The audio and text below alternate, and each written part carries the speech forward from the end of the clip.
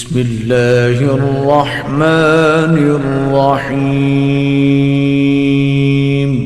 پروردگار اس عمل کی برکت سے آپ کی بدبختی کو خوش بختی میں بدل دے گا، آپ کے رزق میں اضافہ فرما دے گا، رزق سے مالا مال کر دے گا۔ پروردگار آپ کو دنیاوی آفات سے محفوظ رکھے گا۔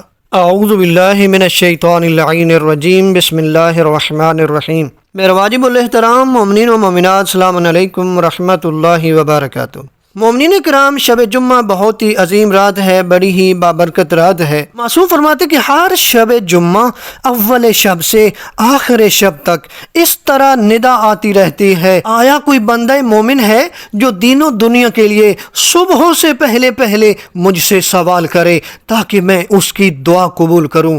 آیا کوئی بندہ مومن ہے جو صبح ہونے سے پہلے گناہوں سے توبہ کرے؟ اگر اس نے توبہ کی تو میں بھی اپنی رحمت کا رخ اس کی طرف موڑ دوں گا۔ آیا کیا کوئی بندہ مومن مریض نہیں ہے جو طلوع سحر سے پہلے مجھ سے صحت و عافیت کا سوال کرے جس کو میں پورا کروں؟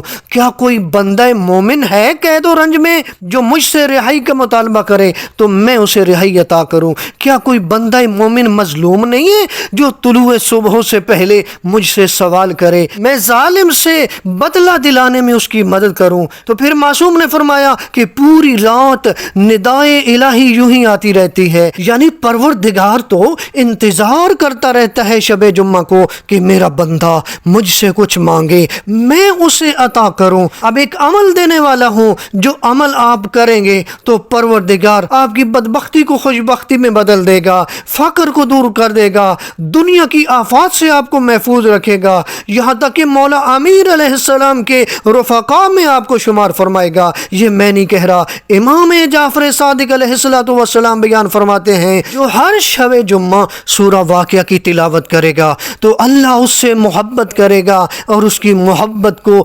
تمام لوگوں کے دلوں میں جگہ دے گا اور اسے بدبختی، فقر، ناداری اور دنیا کی آفات میں سے کسی آفت میں دوچار نہیں کرے گا، اور وہ مولا امیر المومنین علی ابن ابی طالب کے رفقا سے ہوگا۔ اور پانچویں امام اس کے بارے میں فرماتے ہیں جو رات کو سونے سے پہلے باقاعدگی سے سورہ واقعہ کی تلاوت کرے گا تو اس کی خدا سے اس حالت میں ملاقات ہوگی کہ اس کا چہرہ 14ویں کے چاند کی مانند ہوگا۔